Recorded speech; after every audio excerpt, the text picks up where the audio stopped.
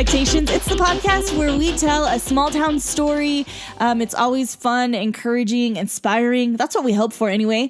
My name is Brandi Rose, here with my wonderful partner, Haley Bassing. Hello. We are excited to bring you another small town story. Today is Karen Ellsbury. She's a local artist, and we're going to get to more about Karen. But first, we want to remind you to go down into this description, rate this podcast, and subscribe, of course, so that you can get every story as it comes out. But of course, rate it because it kind of just controls how easy it is for people to find this podcast on all of the types of podcasting-ness. I don't know, what are they called?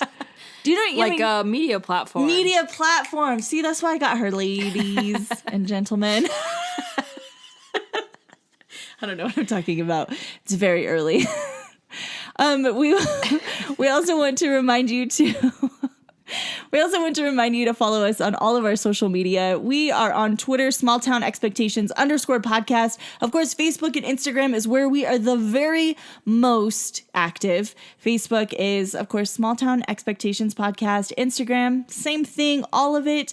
And if a person doesn't know how to find that media platform, big fancy words, on their phone, on their smartphone, they can always go to radbrandi.com, and all of the episodes are posted there, along with lots of different photos from when we were recording that particular episode, or photos from when the person was a child, or from doing something really exciting, whatever it is.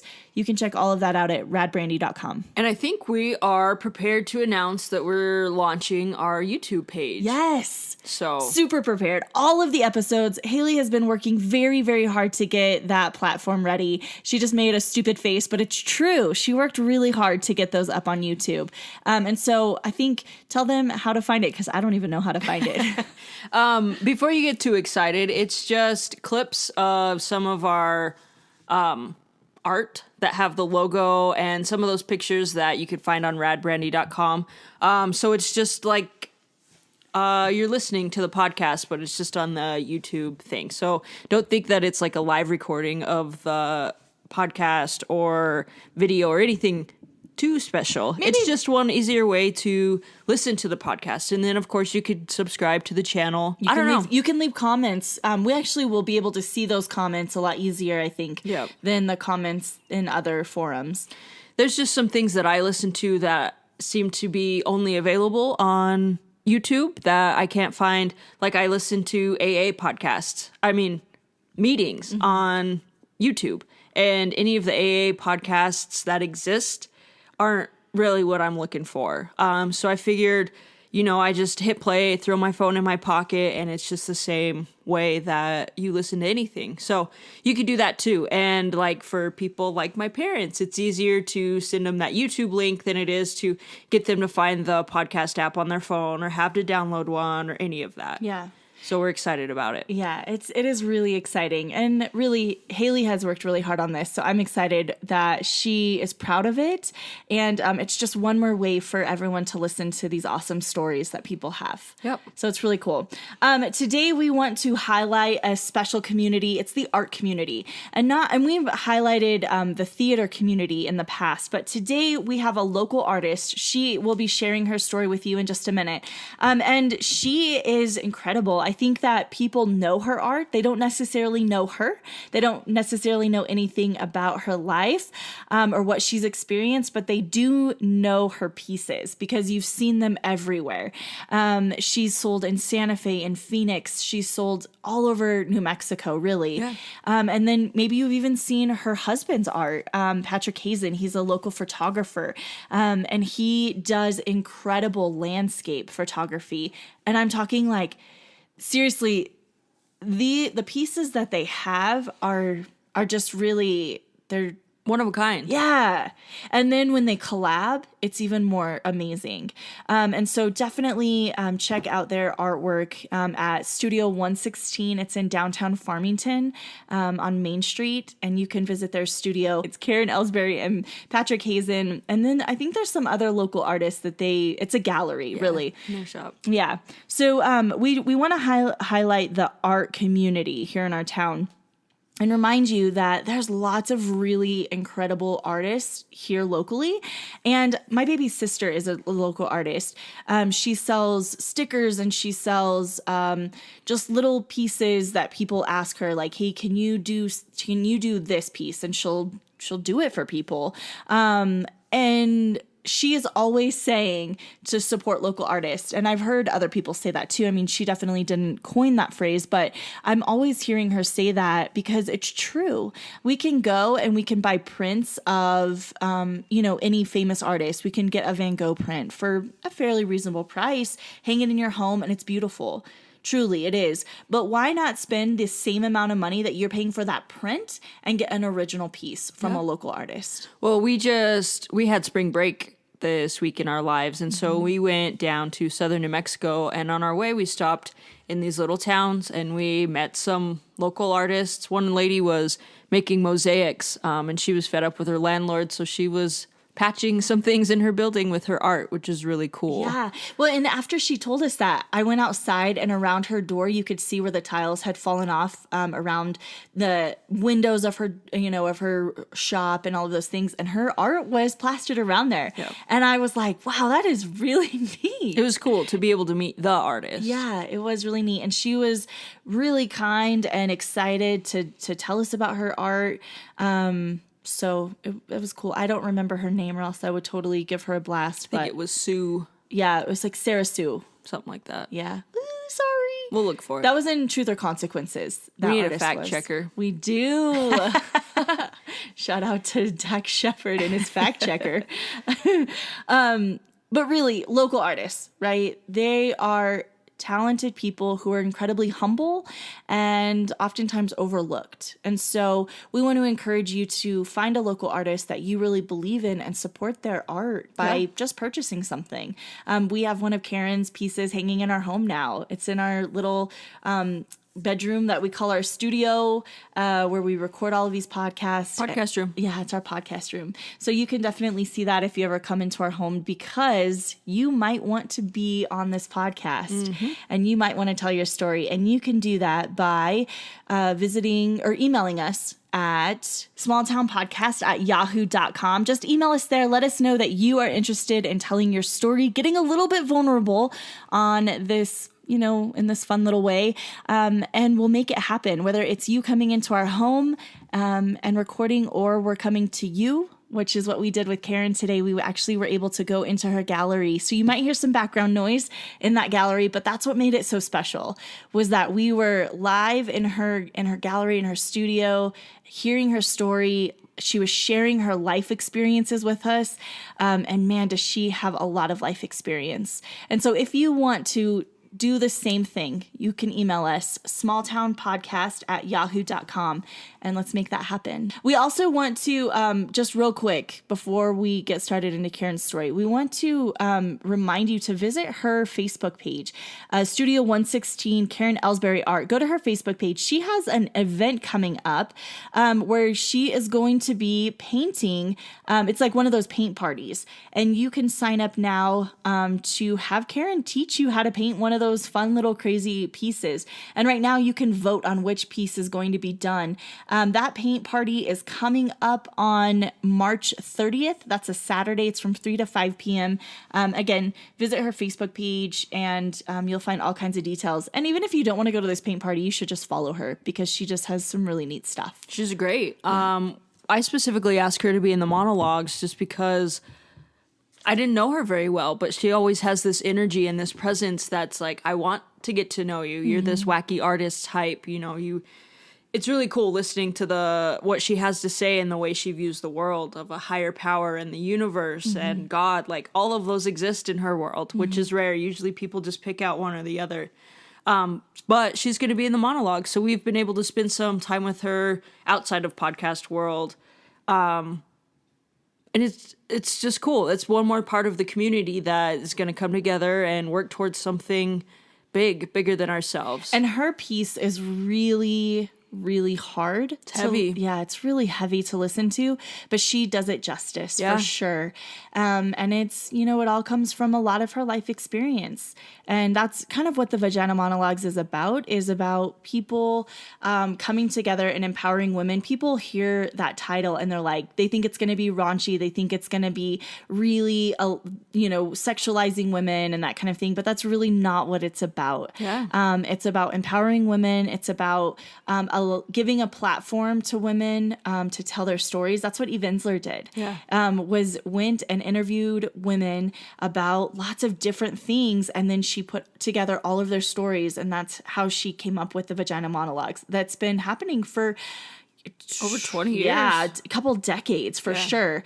And so that's really what this event is about. And of course, it all benefits sexual assault services, which is something that's very special to my heart just because I work there and I've seen the impact that it has on this community. But it also has a special place in Karen's heart.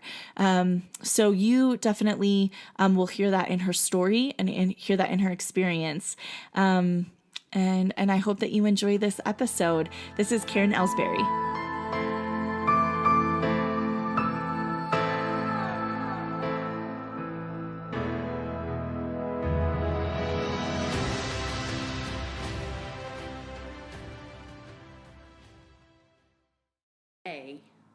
Like, what? Yeah, it is.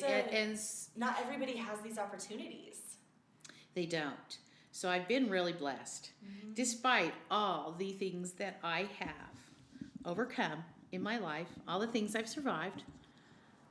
Well, we all survive stuff. Yeah. I'm not unique. And they shape you and allow you to help others. Right, you become a stronger person, and then if you can use those for good, then you're blessed. And it's really your perspective. You can look at your life and say, oh my gosh, all these horrible things happened to me. Or you can look at your life and say, look at these wonderful opportunities I've had. And they're both honest and they're both true. It's just which one do you choose to lean against or choose to celebrate? Because some people actually do like to celebrate their pain, but I don't. I like to celebrate my successes, and that is a thing you can celebrate with all of humanity, with your whole community. Yeah. It's good. Are we recording? Yeah, I was like, I'm getting these nuggets. Okay. I just wanted to test your Yeah. levels too. So, Okay. And you were just really authentic there. So I was like, I'm just going to take advantage of that and hit record. I try to be. But then I think, am I just preaching to people? No. Yeah. Okay, good. No, you're not at all. Okay. Wait, so what are you? I'm a Virgo, and we are supposed to be organized. Virgos are organized? Yeah. And hypercritical. I may be that. Yeah. And what else? Charming and either super wild or super conservative. Well, So. I feel like you could probably, some of those things resonate, right? For sure. Yeah. Yeah. I'm a free spirit. I'm a Capricorn, so I'm pretty rigid. Oh. And I'm very ambitious, and Oh. I do fit lots of the Capricorn characteristics. I was married to a Capricorn. Let me think about which one it was. Is that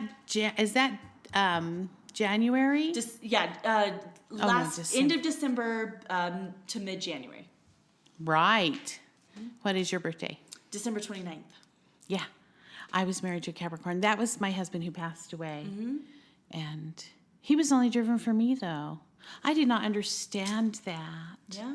I thought it was tragic. Other people thought it was romantic. All of his ambitions were for me. I'm like, that's not right. And the thing, Pressure. it wasn't really the pressure so much that it just seemed like I wanted him to be his own person and find his own, like, magic or, special talent. His talent was for finding good in the most odd people and the most broken people. He could find good in every person you would ever meet. So in a way, he was very Christ-like. Yeah. Was he spiritual at all? Yes, he was very spiritual. And we were like, I thought we were spiritual soulmates for a long time before we ever married. So it was a nice relationship. But I also feel that Patrick's very spiritual. So it's like I just now am finding all these wonderful people who are very spiritual to share my life with. Yeah. It's good. It is good. Cool. Well, Karen, do you want to tell us just how old you are? I am 61. And you are a proud 61-year-old. You just might as well own it. That's right. You know, like I can't change who I am. I can't change like what I look like or whether I have wrinkles or whatever. I mean, I can change my attitude, but that's about it. Nah. But why would I want to? Because I've already found one that I like. Yes. You know? And you have a good attitude. I try. So there's no reason. Yeah, right. And I feel like, you know, when we were kind of preparing for this, one of the things that you and I talked about was your attitude and kind of all of the things that have encouraged you to be this person that you are today. Do you want to talk about that a little bit? Yeah, I think that some of the things that I learned very young from my parents. And I believe that really my father is the one who made me become the person I was. He was a very good father, and he could see certain traits in me that might need a little assistance. You know, he taught me that it was okay not to fail sometimes. And he taught me that you didn't have to be the best at everything, but do your best. And so that helped me relax a little and not be quite so driven. But also, I think he also, when I was in high school, for instance, he said to me, well, why do you want to fit in, Karen? Why would you want to be like everyone else? I'm like, oh, because I clearly did not fit in. Well, and your parents were really interesting people. Your dad was a chemist, and he was a classical musician, right? And so already, like, that makes him interesting, I feel like. Yeah, he didn't do music, but he played it, and he Okay. played it very loudly. He was artistic. He was a silversmith, and he could do everything with his hands. Plus, he had this great brain. So that's kind of a rare combination. Yeah, but classical music was his choice, and we listened to it. We had a very nice sound system, and we listened to it very loudly. That's how classical music should be heard, he said, for you, so you can hear all the little nuances. Now, we lived in a house that my mother and grandfather essentially built. And from the outside, it kind of looked like a shack. And in a lot of ways it was. But I had classical music played very loudly. And I didn't have a Barbie, but we went on vacations. And he said, it's not that we have less money than other people, Karen. He said, it's what our priorities are. So he taught me values that I think have been so great to have through my life. Yeah, and he's really, you kind of shared with me that he is a key person in your life that encouraged you to do art. He did. So he recognized that you were feeling a little insecure about being weird, and he was like, no, be the weird kid, right? Yeah, and that's when I was younger. And then as I got older and I started painting, he encouraged me. And towards the end of his life, I was here visiting him, and he said, Karen, you never stop painting. Please, no matter what you do in life, don't ever stop painting. It is your gift. And he said it doesn't matter what you wear or what your clothes look like or how fancy your car is or your house. What matters? He's said in 300 years, no one's going to remember those things. But you might leave behind a painting that makes a positive effect on the world. Yes. And I thought, man, how did I get such an amazing father? Like, I felt so honored to be his daughter. Yeah. Because so many artists you talk to, their parents say, get a real job. That's not a real job.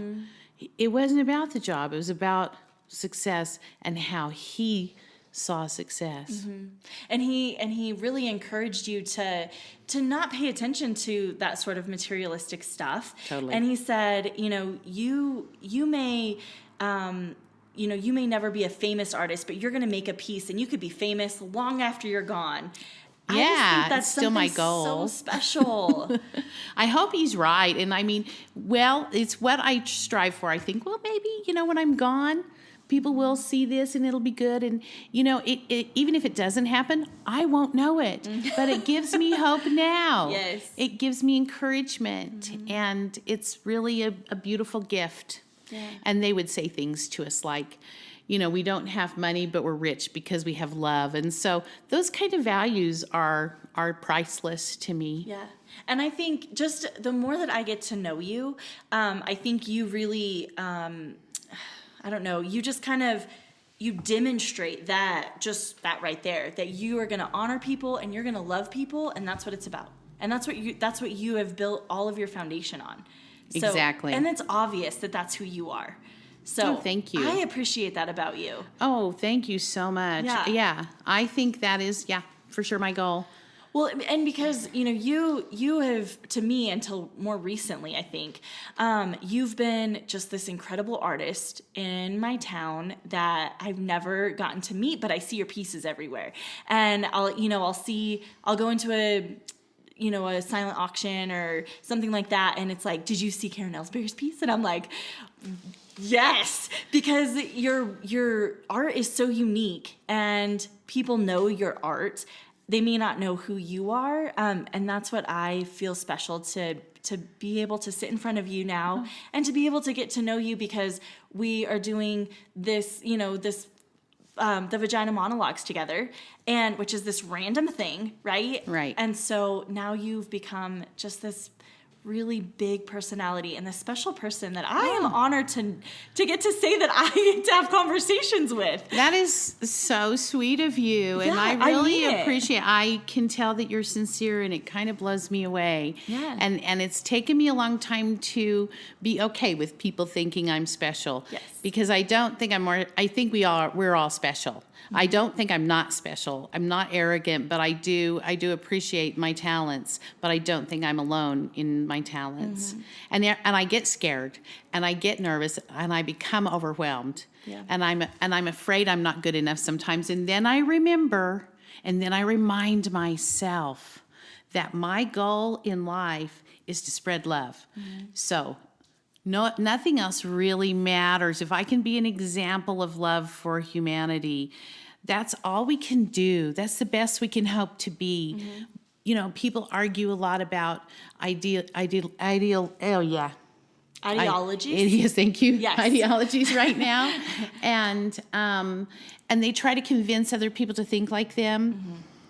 And through these 61 years of experience, I realized that you're never going to change someone else by arguing with them or yelling at them, which I have tried, and that really failed. Yeah. And so the only thing you can do is live by example. And so that is what I try to do, is just be a good example. And sometimes I fail, and sometimes I'm not perfect, for sure. But, you know, that's good too. We don't want to think we're not human. Sure. Yeah. Well, you grew up in the little community of Cedar Hill, which can you just describe kind of where that is? Because you went to Aztec High School. Right. So there's a lot of people who know Aztec High School for lots of different reasons. But Cedar Hill is north of that. So can you just share with us kind of where that's at and what that looks like?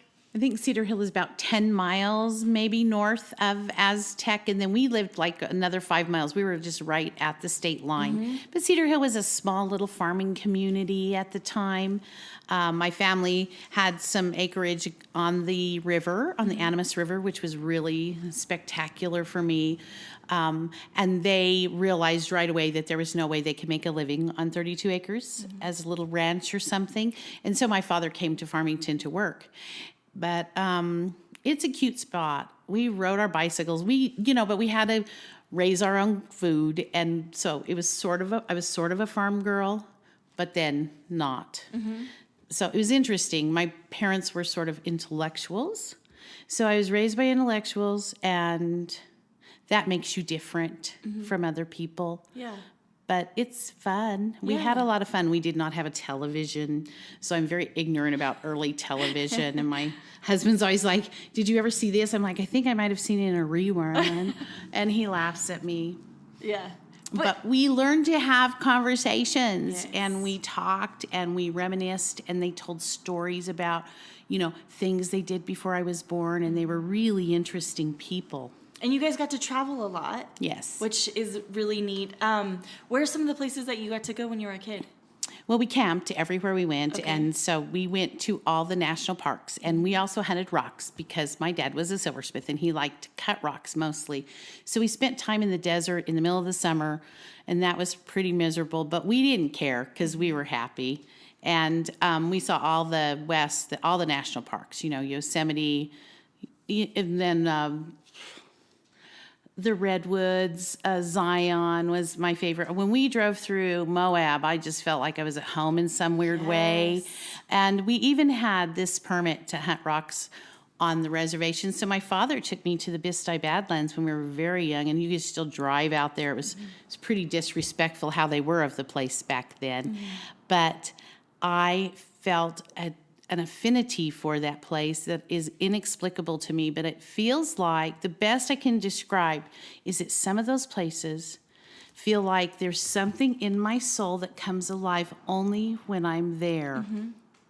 And they're very special to me, and they're very spiritual places. Yeah. And you still go out there and take photos and do art out there, do collaborations with your husband. Yes. Wow, that's really neat. So you get to reflect on those things that you got to experience as a kid and now as an older person. Yeah, and bringing like my grandkids or family to that place that feels special to me. And also traveling with a photographer is really fun. Yeah. Like you get to hang out while they sit around and set up all the stuff. I just get to be in the moment. I try to smell the smells and look at all the little details. And, I get to feel the place. And he's busy doing all the technical stuff. Sure. Yeah. Other people find it boring, but I absolutely love it. And it's probably because of the way you spent your childhood, just appreciating that nature. Because when I think of traveling, I guess I think of, going to big cities or something like that. But yours was camping. I love camping, by the way. Mine was all about nature. Yes. Yeah. Which is great. It was work. I mean, like my mom, my dad, we had a little tent trailer. We had this little Saab station wagon, and 7 of us went all the way to, up into California. Wow. We went through Glacier National Monument. I mean, my whole family with my grandmother and my parents. Wow. Yeah, one summer, and it was just crazy, and I know we looked hilarious. Yeah. That's a lot of people in a station wagon. Yes. And then when we were outside of Rifle, Colorado, we found some old cabin that had this old dresser in it that was stamped Dakota Territories. And they're like, well, we have to save this. It was just deteriorating there. So they strapped that to the top of the tent trailer. And then we came home with that. So that was even funnier, really. You just couldn't have an ego. That's right. That's right. There's a lot of this. It's very humbling to live that way, for sure. It's very humbling to be in the middle of nature. And I'm like 12 years old maybe, and we were out in a place called Bullfrog. It's out by Lake Powell, but there was no services for like 200 miles. So we're traveling in the back of the truck with 5-gallon cans of gas and stuff, which would probably be thrown in jail for doing that with your children now. But I can remember just sitting for a moment while we were hunting. There's this beautiful petrified wood out there. And I found a little spot by myself, and you could see for miles. And I just knew how small I was in the universe, but somehow it felt so comforting. It was a beautiful moment. I don't know how a 12-year-old would think like that, but there it was. Yeah. Yeah, so you've just been unique, I think, always. Probably. I don't know it. Yeah. When people have said to me, you're eccentric, I'm like, I am? Oh, cool. Because like in my family, it was sort of like you wanted to be eccentric. We celebrated it. Yeah. Yeah. And I'm normal. So I look to you and I'm like, that's cool. So Yeah. I think a lot of people do that, though. Maybe they do. They just think, and I think you can do it. Like, I will just give you permission to be your inner child. Thank you. Anyone who comes to me, anyone who comes in here can just be whatever they want to be. And that is the goal in life. Yeah. Well, and it's neat that I think that you are a person that really cares about other people. And you were sharing with me a little bit about just your friends come in and you guys paint together and how it's almost therapy for them. And so what a special thing for them to be able to come in here to your studio, which is, there's just beautiful stuff all over the place. And to be, have that escape. I think that's something that sometimes we don't necessarily recognize and we take for granted. So I think I take for granted living in this world that I live in, and then other people say, I feel like I carry my Karen bubble around with me everywhere I go. So I had a friend who was, my cousin who was raised in Oakland said, when I'm with you, Karen, I don't feel like I'm in Farmington. I'm like, I don't understand what that means. Because I'm just here and I'm just being me. And yeah, we're in Farmington, and Farmington is really cool, and it has a lot of beauty and it has a lot to offer, and there's amazing artists here.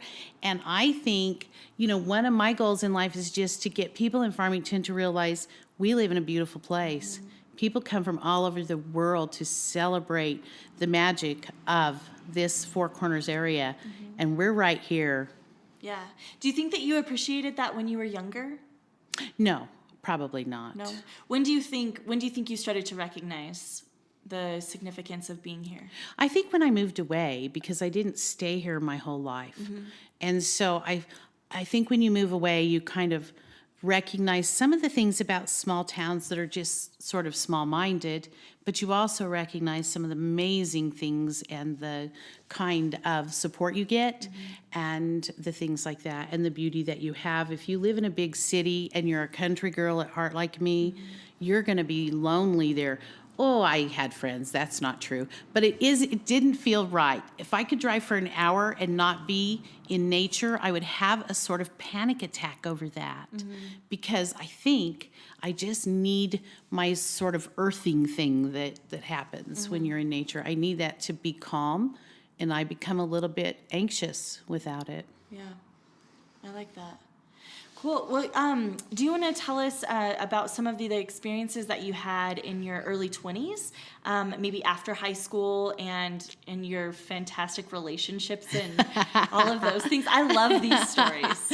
They're funny and crazy. Yeah. Well, my parents, if they failed me in any way, it was that they definitely sheltered me, like big time.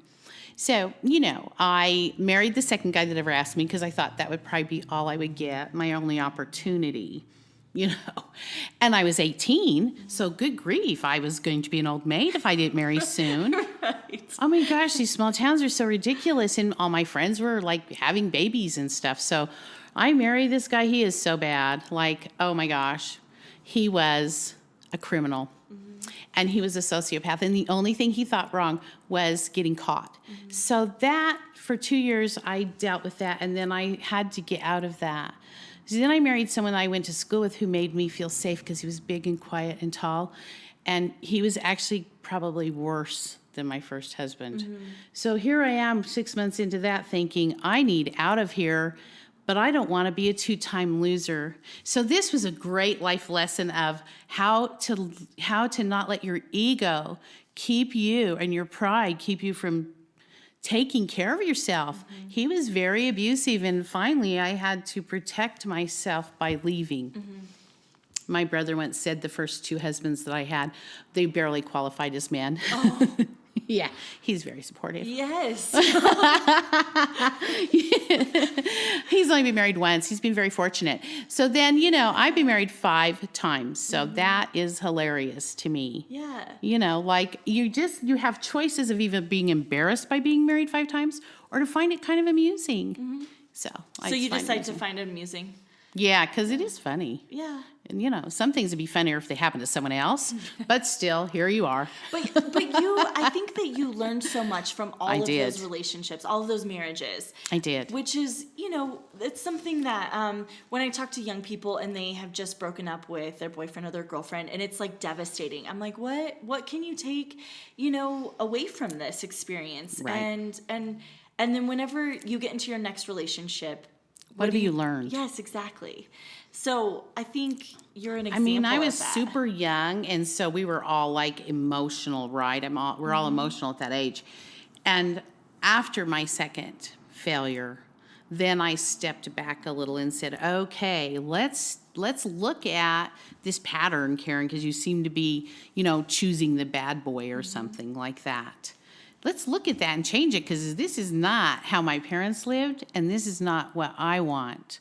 I want that really loving and sharing and cool relationship that they had. And they were different, and I didn't realize it, but they were equals. And they didn't have like the man has to do this and the wife has to do that. Or, my mom would change the oil and my dad would cook, and just whatever needed to be done, they did.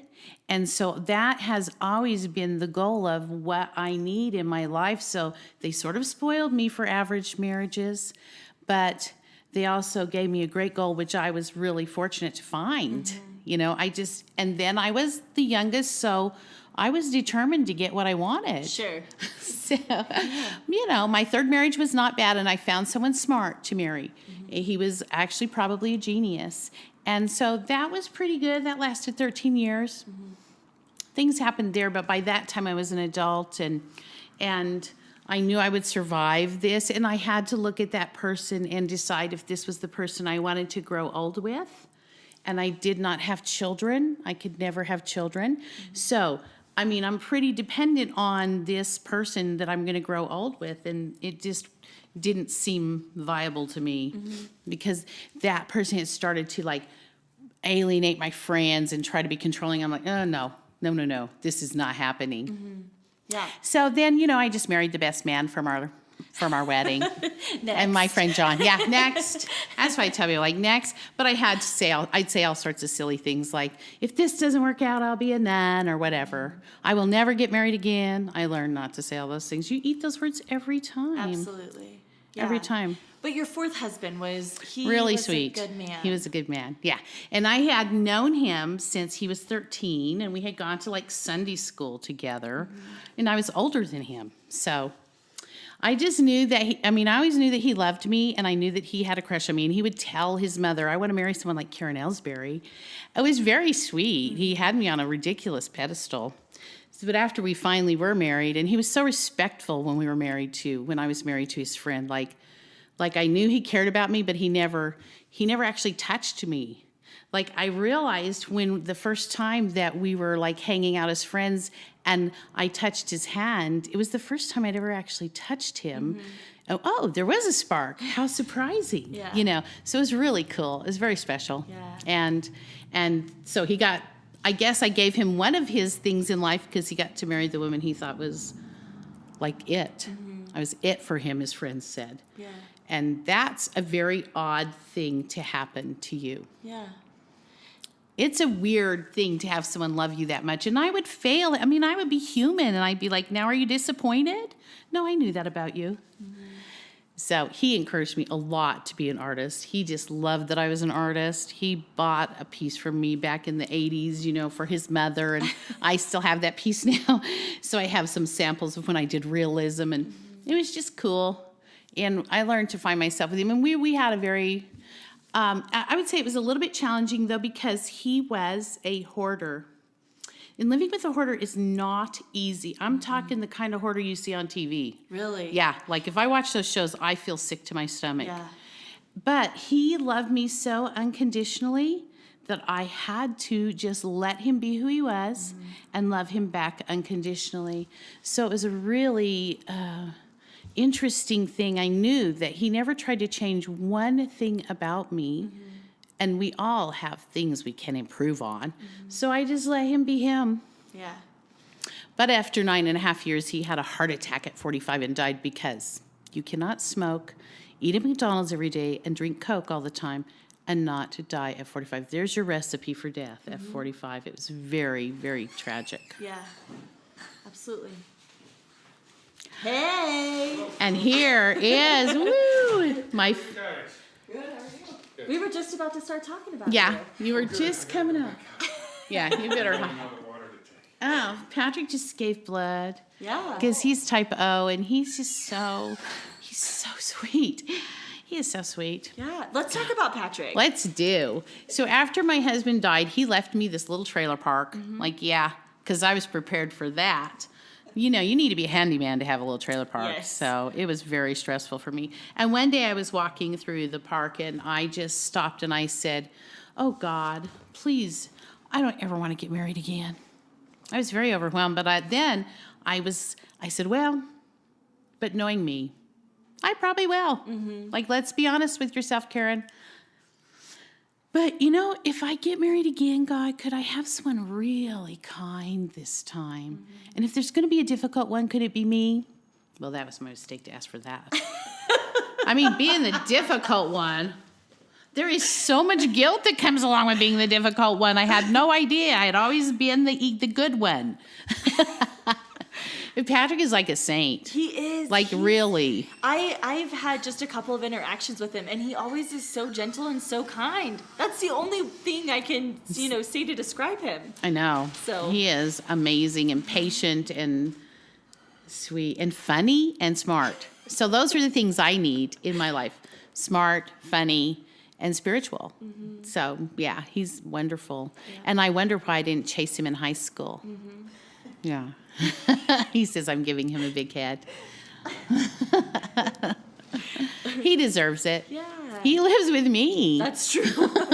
The difficult one. Yeah. You know? Yeah, you got to give that man some serious credit. Yeah. And so tell me a little bit about just kind of your journey through being an artist. Maybe being an artist whenever you were younger as opposed to being an artist now. Yeah, so I wanted to be an artist my whole life. Somehow I knew. Like, as a young child, whenever the people said, I want to be a nurse or a fireman or whatever, I said I want to be a famous artist. I always had the famous part, whatever.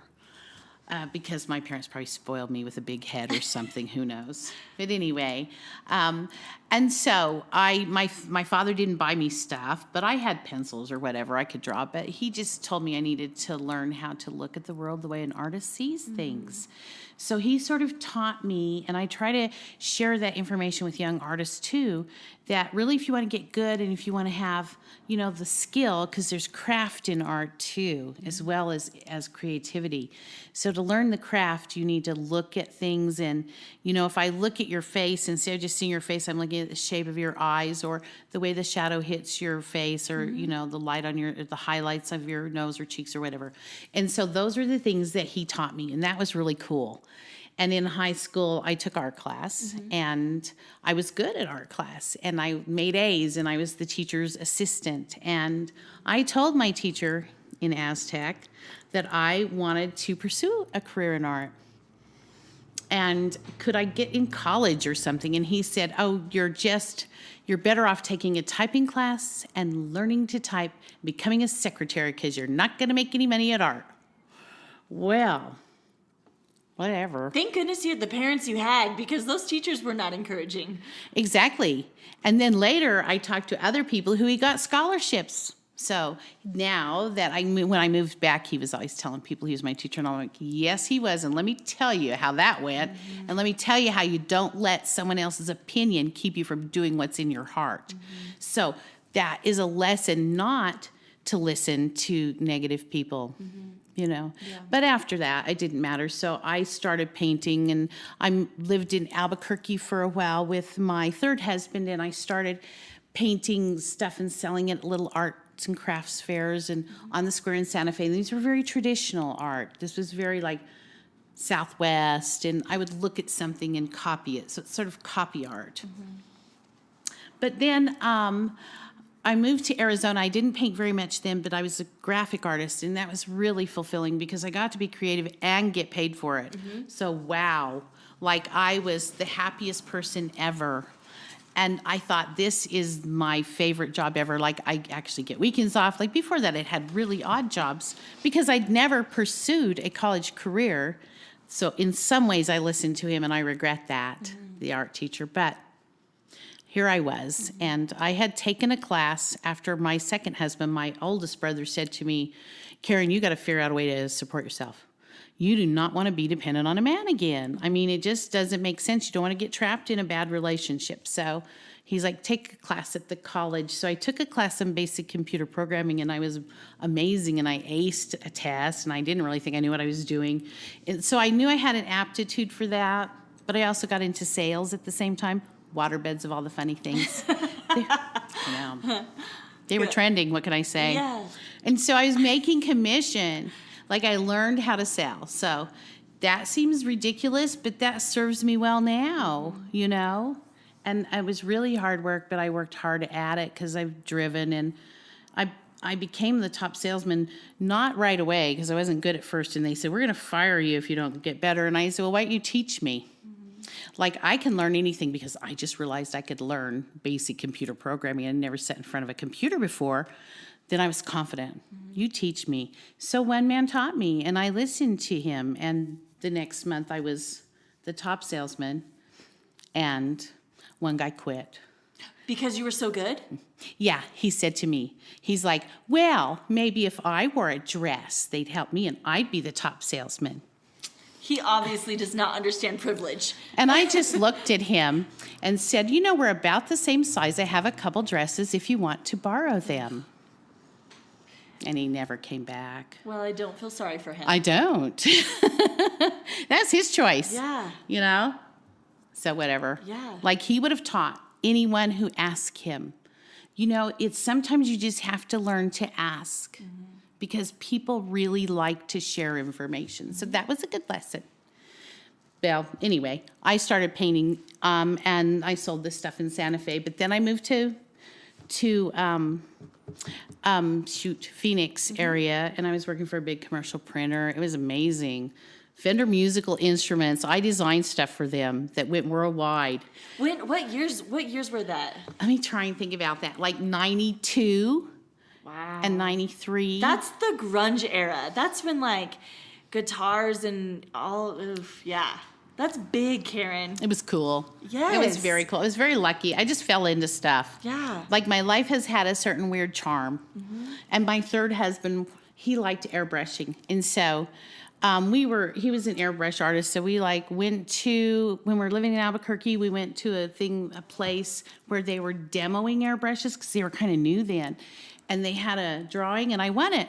So he had an airbrush. And then we moved to Arizona, and he was nice. He moved for me, for my career, because I was doing graphic design, but just for like Smith's Food and Drug. It was still like I was learning the computer. It was really cool. Now you have to go to school to be a graphic artist. There I was, right time, right place. Like, how has my life been so charmed? I don't know. Yeah. I just want to share that love. Anyhow, so he takes that airbrush, and he wins a contest to Al Collins graphic design school or art school, and he wins a full ride scholarship. It was the only year they ever did it, and he ended up working for Fender in their R&D department, and they needed some stuff designed, and that happened, and it was just timing. Eventually, they opened their own R&D department, so I no longer did design for them, but at that point, I was selling them printing and doing my own job as a designer. It was a very exciting time for me. Yeah. I would have to get up in the middle of the night to go do press checks and stuff, and just fun. It was so fun. It was so full. It was so busy. It makes my life here look really boring, and my life is pretty busy. Yeah. Yeah. You must have been in your 30s then. Yes. Yeah. So I got divorced from that husband at 38, and I married number 4, John, at 40. And so at 40, when you're like thinking you're old, I was starting a whole new life. It was fun. But we moved back here for his mother because she missed him. And I thought, this woman will die of loneliness without her only child. And my mother lived here too. So that was good. And my brother lives here. So those were good reasons to move back. Sure. Yeah, and so did you keep doing graphic stuff, or did you?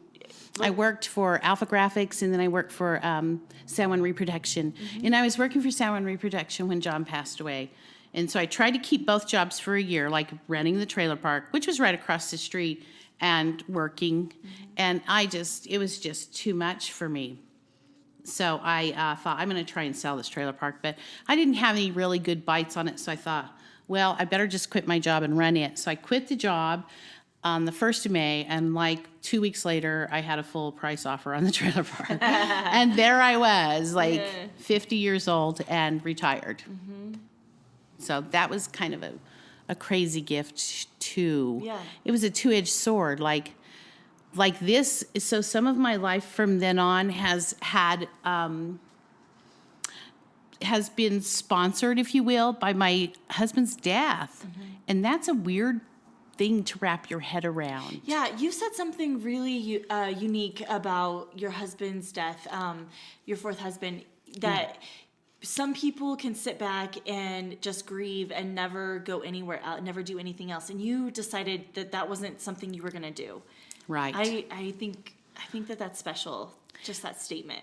I'd seen people die, and I'd seen how they reacted, and then I recognized also that when he died, everyone was watching me. So when you lose a spouse or someone really close like that, people watch you.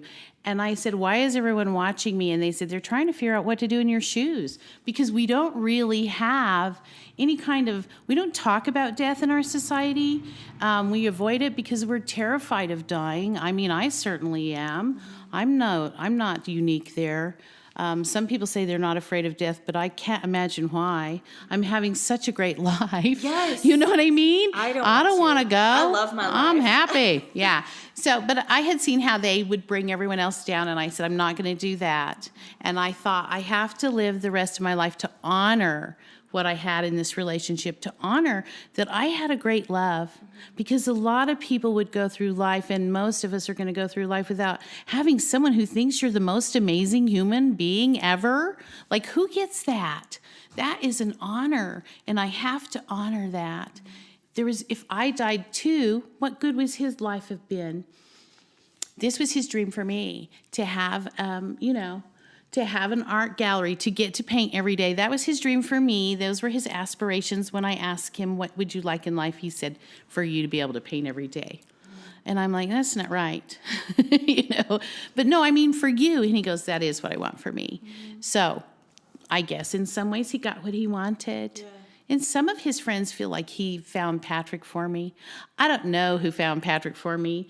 The universe, God, John, me, whatever. I'm just grateful I have him, because if I hadn't chosen, though, to live a positive life and to live to honor what I had, Patrick wouldn't have wanted to marry me. He wouldn't be interested in living with me.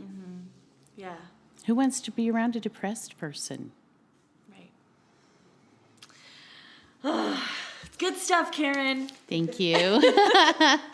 You're so sweet. Well, and tell me a little bit about collaborating with Patrick, because I'm looking at some of these pieces, and there's a huge one right there, and that's obviously collaboration, and it's it's my favorite one. So we just started collaborating because, well, when we first got married, Patrick just did photography for fun. Put a couple things out at the fair or whatever. And I was doing art shows, and one of my friends, a fellow artist, said, why don't you ask Patrick if he wants to do the show with you? And I'm like, yeah, because you know what? Even though number 4 loved me so much, he got tired of schlepping my art around. And he's like, I am sick of this. And he was cranky at the end of his life. He probably didn't feel good either. But still, I thought, Patrick's going to get bored with this. Like, right now he's supporting me, but if he's showing his stuff too, it's a buy-in, My total selfish reasons that I asked him to do this. And he just freaking blossomed. Like, his photography is amazing. And everyone loves him. And now, if I had known he was going to be such a great photographer, I said I would have put your name on the awnings as well as mine. I'm so sorry. Yeah. I didn't know. And I'm really proud of him. Yeah. And he even has like a piece in the New Mexico Magazine calendar this year. I mean, like, he's a legitimate, amazing photographer. Yes. And he gives me a good run for my money on selling stuff. And that makes me so happy. Absolutely. And then we just figured together, we decided we would do these pieces. I had done a few photos with fusions, but his are so much better. And he's got that patience. He's got that beautiful personality to set up the camera and take amazing photographs and wait for the light and all those wonderful things. And we just decided to put some together. So I print his pieces on a very large canvas, and it's printed the whole way. So this one in particular has black in the background. So the canvas was sent to a place that prints giclées, and they have special pigmented inks. So they ostensibly will last 350 years. Although the technology has not been around that long to substantiate that, still, it's probably accurate. They've done all the testing. So I have it printed and shipped to us, and we had done a few, but these big ones were for a show we did up at the college, and I pitched it to them as a harmony of opposites, because photographers are realists and I'm so abstract. And then this is where our harmony lies, where we do the pieces together. And so we had ordered these, and we went to the Bistye early one morning and took these amazing photos. We were stumbling around in the dark because we got excited and forgot to bring camera. Like flashlights. We're like, where are we? I'm not sure we're in the right place. Yeah. It was really, really fun. So finally, the light came up. We got some beautiful photos, and then we put these together, and it feels like there's a third artist now. Like when you collaborate with someone, magic things happen. It's so much better. I don't like being a singularity. Obviously. Yeah. Obviously, I love being in a partnership. So but not a bad one. Yeah. Yeah, I won't put up with a bad one. And so this is beautiful. Like this is the best relationship I've ever been in. This is my best partnership. Like we are real partners, and he is a kind and gentle man, and he keeps me grounded, and I just prod him along. I push him to be amazing, and he does it because he can, because he is. I just help him see who he is. I like that. Well, and now you have started to dabble in performing arts. This is true. Yes. So let's talk about what you're doing soon with the Vagina Monologues. Well, I'm very happy to be part of that. I've always thought, well, man, that might be kind of cool. But when I was invited, that was really sweet, and that made me very happy.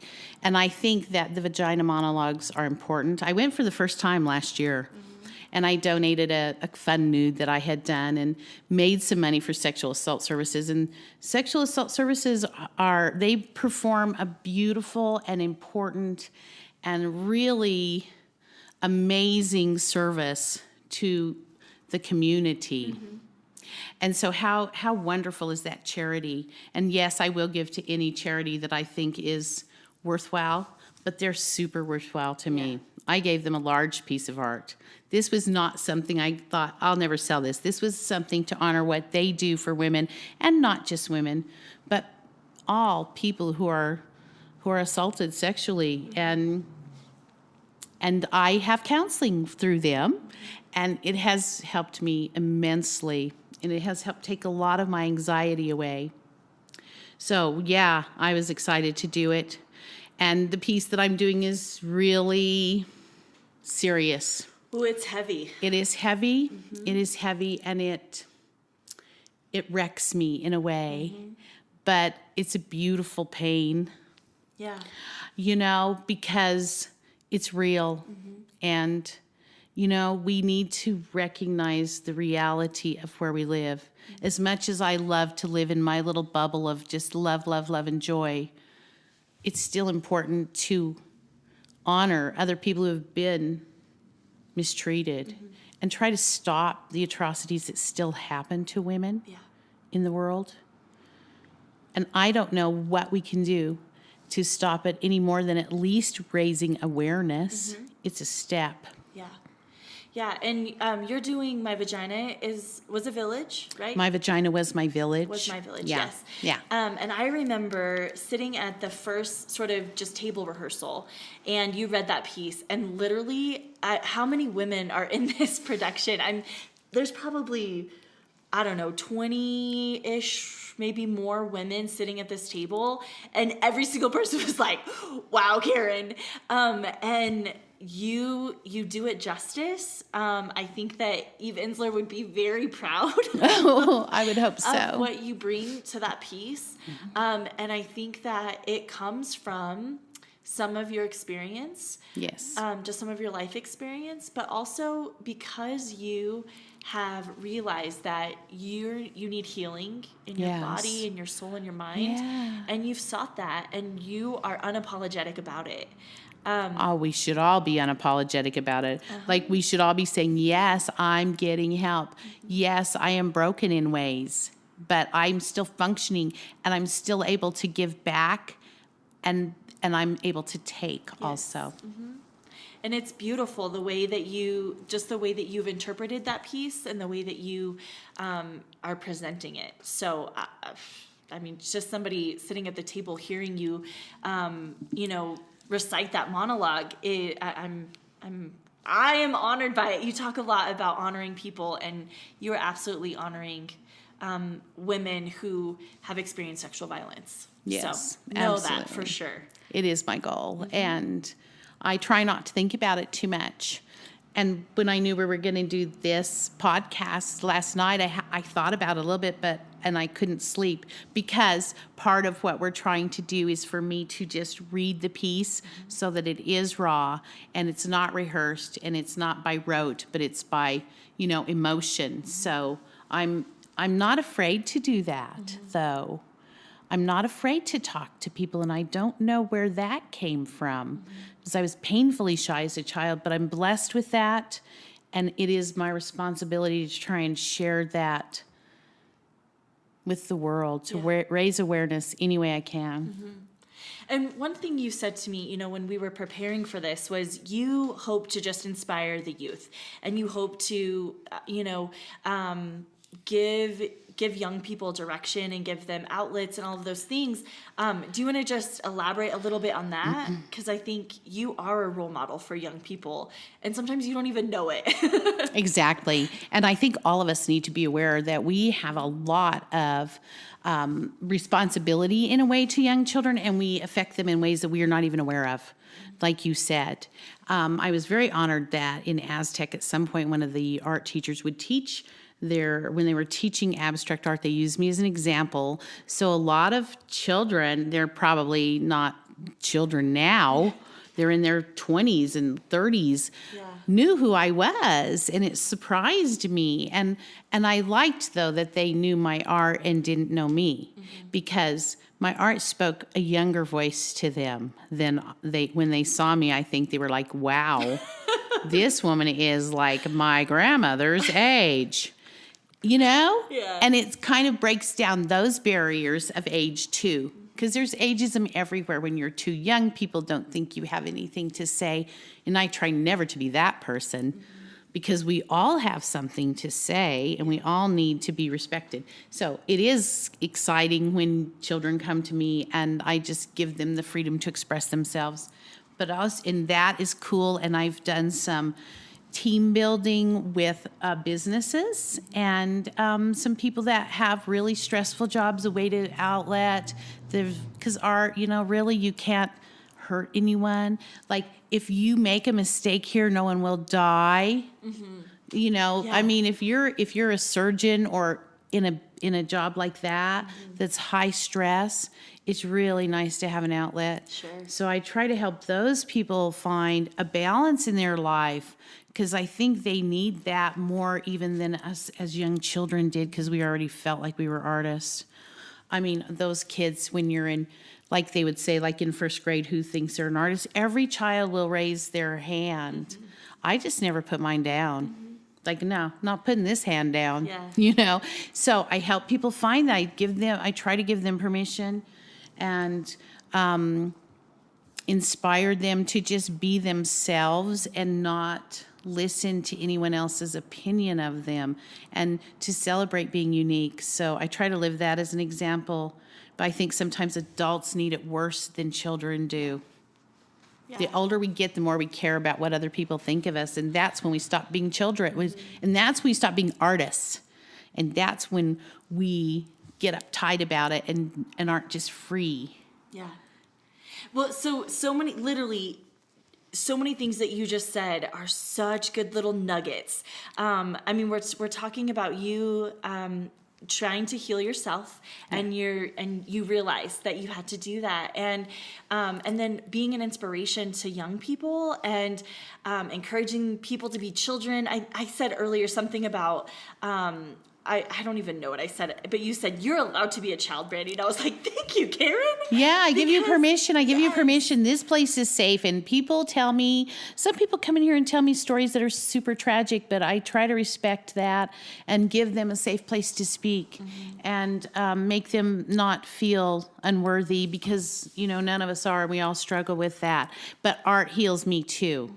So my pain when I'm grieving for people that I love, and I've lost a lot of people I love. In fact, I lost my mother in January this year. Oh, wow. And she never got to see my studio space, but she lived in a rest home, and I called her up and I said, Mom, we're thinking about buying a building, and I'm going to open a studio. And I hadn't even finished speaking, and she's like, you can do it.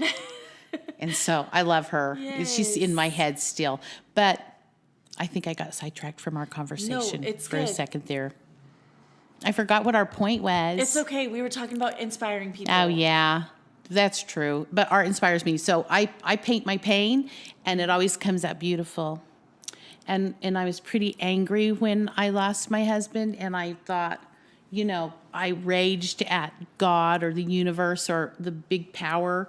Show me a sign. And I painted and cried, and I made this painting. And I told my friend who had lost her husband about 3 months earlier that I was making it, and she's also an artist. And when she looked at it, she just laughed and said, it looks like confetti in a party to me. And I'm like, well, I guess it's my sign. I don't get to be sad, and I'm okay with that. Yeah. I'm glad. I don't want to be sad. Yeah. Well, you are definitely inspiring people, and you honor people. I know that that's something that is really valuable to you, and I think that you do.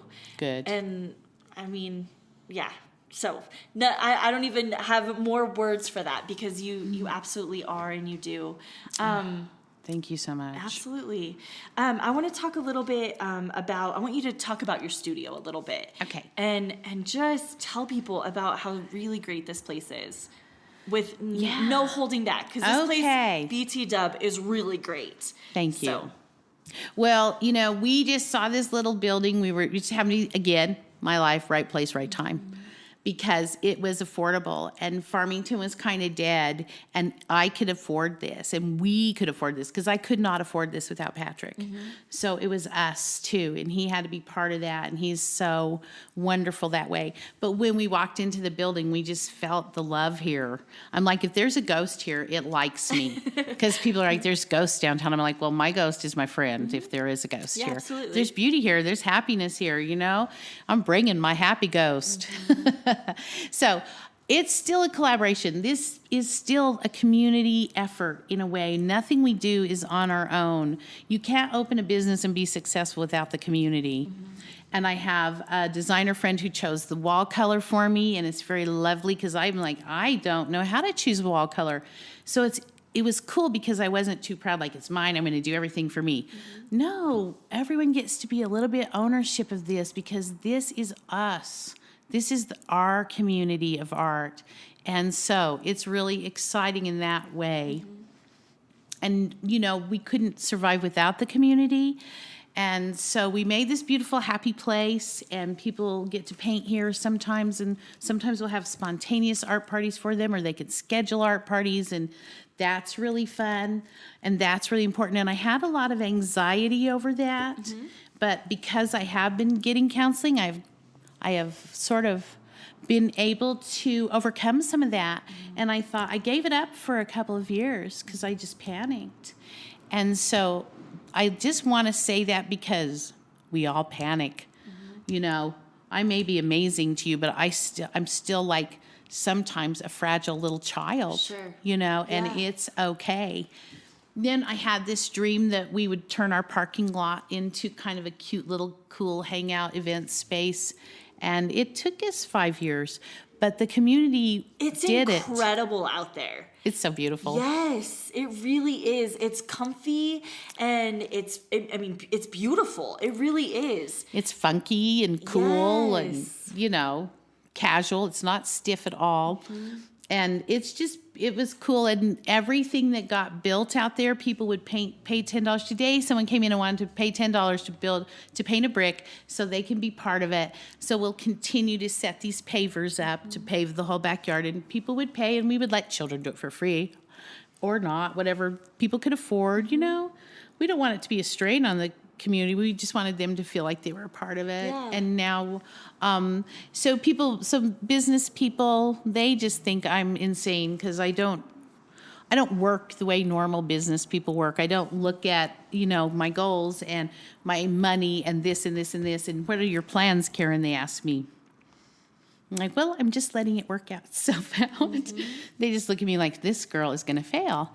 But then Delbert Anderson came to me and said, I've been looking for a place to play jazz. And he had talked to other people and they were interested. I'm like, well, yes. I don't know why they weren't interested, quite honestly, because I didn't know if he was good. I had heard him at Riverfest, but I did not have some idea of how amazing he is. He really is amazing. Mm-hmm. And we just started having these jazz jams on Wednesday nights, and they became like the talk of the town.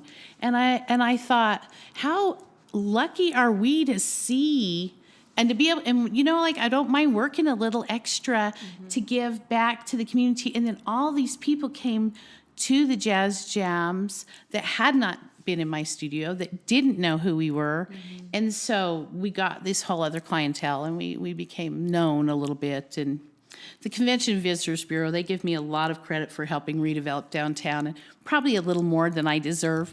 But, you can't say no to it. And we recently got named one of the top 10 places to have an art party in New Mexico through some New Mexico website. Mm-hmm. And we've just been really fortunate. But we also have a lot of fun here, and I do make art that people like, and it brings them joy to their homes too. So I'm very lucky. Yeah, it's good.